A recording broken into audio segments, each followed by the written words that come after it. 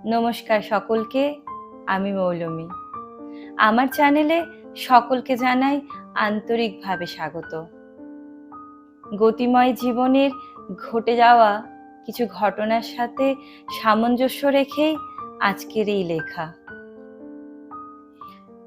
ওই দূরে রেল লাইনটা পেরোলেই এপাশ থেকে মিষ্টি একটা সুগন্ধ নাকে আসে।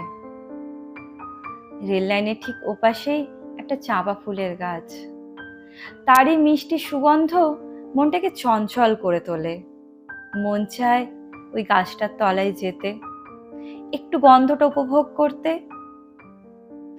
রোজ ভোরে প্রাতঃভ্রমণে বেরিয়ে ঠিক ওই জায়গাটাতে এসেই পা দুটো থমকে যায়, কিন্তু যাওয়া হয়ে ওঠে না কোনোদিন। তারপর একদিন সাহস করে চলেই গেলাম। সবে ভোরের আলো ফুটেছে, সেই ভোরের আলোয় গাছের যে ফুলগুলো তাদের পাপড়িটা সবে মেলে ধরেছে। মনে হলো আমায় দেখে হেসে উঠল।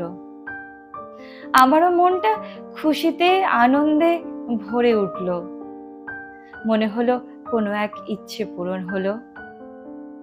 তারপর বেশ কয়েকটা দিন রোজ যেতাম ওই চাঁপা গাছটার তলায়, ওর মিষ্টি ফুলের সুগন্ধের ঘ্রাণ নিতে।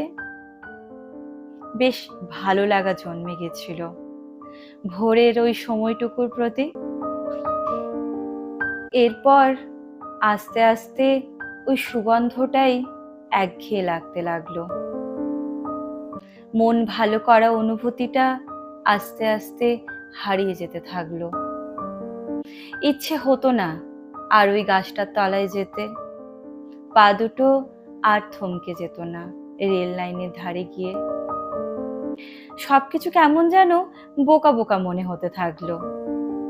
অথচ কিছুদিন আগেও ওই সুগন্ধের নেশায় ভোরবেলাটা সুখময় হয়ে উঠত।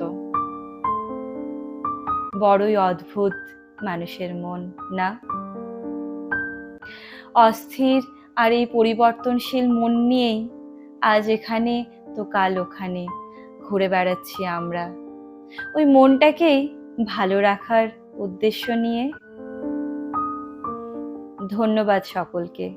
কেমন লাগলো একটু জানাবেন। যদি ভালো লেগে থাকে প্লিজ একটা লাইক করে দেবেন। নমস্কার।